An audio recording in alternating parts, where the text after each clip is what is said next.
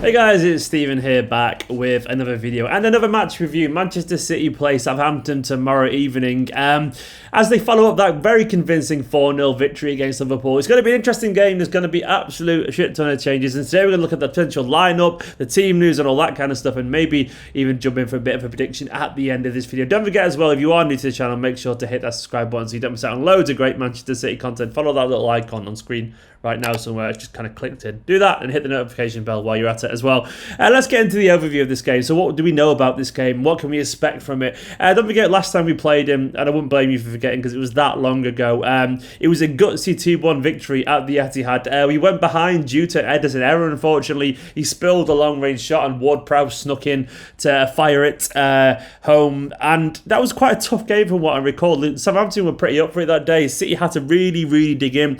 Aguero equalised from a Kyle Walker cross, and then that man himself, Kyle Walker, also scored a rare goal for him and the winner. It was a 2-1 victory. And even though that feels like a lifetime ago, I'm expecting this to be quite a difficult game as well. Southampton haven't really got a great record against City in general. They've lost each of the last 6 Premier League meetings with Manchester City. This is an interesting stat. They've never lost 7 in a row against an opponent in the competition.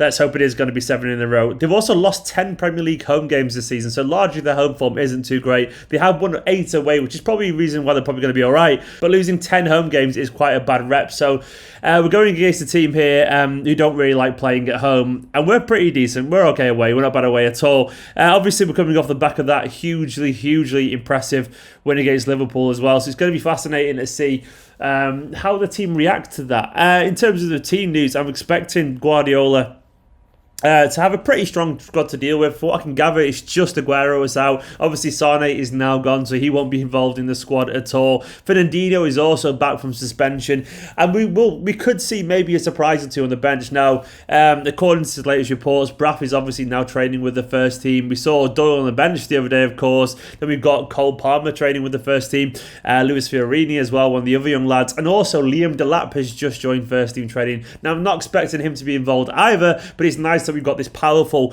really high quality centre forward training with the first team as well. Now, I like Delap. He's only a first year scholar as well, which shows how impressive he's been for the under-18s this season, that he's got that nod and that call to actually join up with training, because he's a very good player and I like him an awful lot. In terms of the team news though, largely the squad is strong. It's pretty healthy. Everyone's there other than Sane, obviously, who's now gone, and Aguero, who is obviously out for a certain amount of time. Other than that, we're looking pretty healthy. The lineup is very hard to choose. Now, I think we all know that at the moment, picking the Manchester City lineup, there's absolutely no guarantee of anything or anyone being involved, because Guardiola has said, and he's stuck to this mantra so far, that post-lockdown, he will be using these games to get players up to match fitness. He will be using this game to get to put in plenty of rotation, and kind of just make sure players don't get injured, because that's the problem when you haven't had an extensive pre-season, and they needed a pre-season after 3 months out. You don't get to see, you don't get to be eased into fitness. It was basically just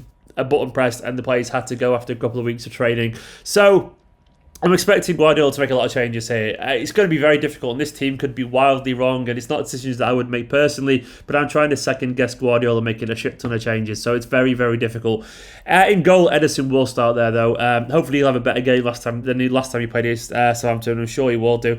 I'm tempted to actually stick with Mendy at left-back for this one, but I think Cancelo will actually come in. It could be Zinchenko at left-back, of course, but I think Mendy will play this one at left-back. Cancelo, I think, will come in for Kyle Walker, even though he played well last time against Southampton. And it is tempting to stick with Walker, given that Redmond's a pretty good winger and all that kind of stuff, and I'm sure he'll drift over certain sides and so on.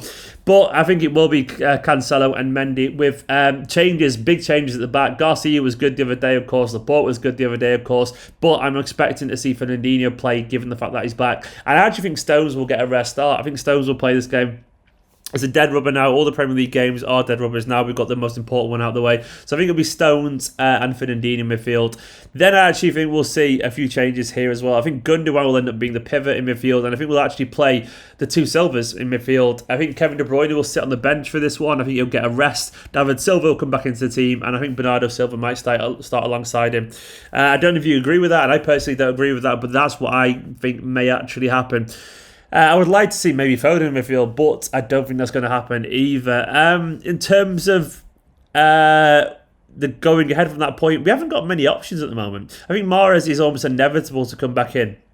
I think it will be Mahrez on the right-hand side. I'm tempted to say Sterling might be rested for this game. I've got a feeling he might be. But then again, if you're Guardiola, you'd be thinking, surely you want to kind of capitalise on Sterling's momentum post-Liverpool. But I seriously don't think he will do. I've got a feeling he will be rested. So I'm going to go for actual Foden on the left initially, drifting in and all that kind of stuff. So I think Foden might play there. Now, I'm not sure I even agree with these ideas, but I've got a feeling this is what may actually happen. I could be miles wrong, of course, and I'm sure you'll let me know in the comments when I'm invariably hugely wrong come 6 p.m. tomorrow night when the team's announced. But I'm going to say Foden and Mahrez with the two Silvers and Gundogan holding there. And then through the middle, it's going to be Sergio Aguero. I wish it was Sergio Aguero. It's going to be Gabriel Jesus, obviously, because we haven't got anyone else who can play there. We could try some kind of false nine thing, but I don't see that really happening. In terms of the opposition, Southampton have been in different form since they came back. Let me just double check the results again because I've got some notes here. For some reason, I'm doubting my own notes. Southampton's results, they've been okay. They've been all right, yeah. They haven't been too bad at all since they come back from lockdown. They beat Norwich initially 3-0, which is not really a great accomplishment, admittedly. They did lose to Arsenal and they beat Watford away as well 3-1, which is, once again, is not a massive accomplishment at the moment. But Southampton are a decent team. They haven't been prolific in front of goal this season, scoring just a joint low of 16 goals in the league. So at home, they don't tend to score that many goals. It's the joint lowest amount in the Premier League, which is pretty poor. But they do have goal threats, of course. Danny Ings, he's having his best ever career season in the Premier League. He's got 18 goals, Danny Ings. That's phenomenal. He's actually in the hunt for the Golden Boot. He's only one behind Jamie Vardy and Pierre-Emerick Aubameyang, which is a shame because Aguero should be up there too, but it isn't going to happen for him, of course, for obvious reasons now. But Danny Ings is a threat, and he's the exact kind of guy I can imagine having a game to remember against Manchester City because he's a good player, he's a good player. And Redmond as well, he's the kind of guy that we all know that Guardiola even likes. He's a good player, he's a tricky winger, and if our fullbacks aren't up for it, Redmond will create trouble. He's got one of the most prolific strikers in the Premier League to aim at, and I'm sure they'll find it. There are a few injury concerns for Southampton. They are missing a couple of good players. Pierre-Emile Højbjerg and Buffal are both out. I'm glad about those two personally because they're good players, some of their better players. Nathan Teller and Jan Valery are doubts as well, and Vestergaard is actually struggling with a muscle problem too. So some key players out for Southampton, which I never want to play to be injured, of course, but I can't pretend I'm not reassured with the fact that those two aren't involved. Jeripo and Jack Stevens are back though, so they've got a couple of players back there for them. But Southampton's form is not bad. They're a decent team, of course. They play nice little football. They're relatively, they're all right. They're 14th. They're pretty well. They are safe. I would say largely. I know not mathematically safe yet, but they are safe. And their away form has been a big part of that, not their home form. In terms of their prediction, well, I'll tell really what I want from this game. I think Manchester City will win this. I think it makes sense. We've got a strong squad, and even when we change a bunch of players, we're largely pretty good. But I want to see the players focused. I want to see certain players take their chance to impress.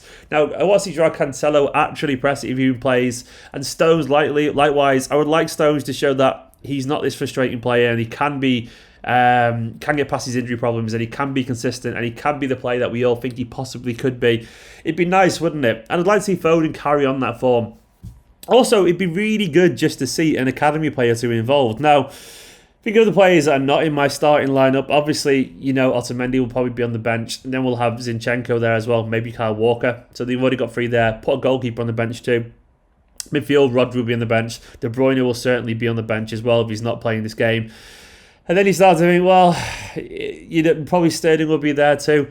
And then you've got a couple of places there on the bench. I'm sure I missed someone else there. But you've got a few places on the bench for players to actually come off. I would like to see one of an exciting youngster or two, because we have got 5 substitutions and we don't always need to be first-team players. I would love it if someone like Jayden Braff was on the bench, or Cole Palmer, or Tommy Doyle could get on. I actually thought Tommy Doyle should have been brought on against Liverpool, genuinely, because we were that comfortable, and that would have been a nice little kind of shot across the brows that we could bring on and blood a youngster in the Premier League while 4-0 up against our rivals. That would be absolutely excellent. But I will take him just coming on in a game like this. I don't think there's any excuse not to use it. Obviously, Garcia would be on the bench as well, which I forgot. So there's a couple of places there maybe. And I do think we should use them. And I do think while we've got this chance, this really rare chance to use a youngster or two, blood them in a competition where results don't really matter for us now. We are 11 points clear of Leicester City in 3rd place. We are miles clear of 5th place. You know, we are 14 points clear with only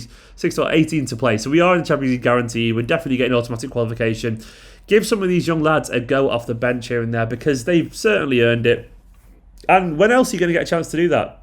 When else are you going to get a chance to see what these youngsters could be? And I really strongly believe that about Braff in particular. We've just lost one mercurial winger. Why not give a guy who potentially be really, really good and save us tens of millions in the transfer market at some point? I'm not saying Braff is ready by any stretch, but what we don't want is a guy who could be ready in 18 months but be ready somewhere else. We don't want a Sancho Mark II, basically. And Braff has got so much potential, so much kind of, such a maverick kind of playing style that he could be a real boon off the bench potentially. So I want him to be involved. Anyway, guys, my terms of actual prediction for the score, which I forgot to mention. I'm going to go for 3-1 Manchester City. I've got a feeling we will concede in this game to Danny Ings, but I think we'll score some goals as well. I could be wrong. Hopefully I'm not wrong.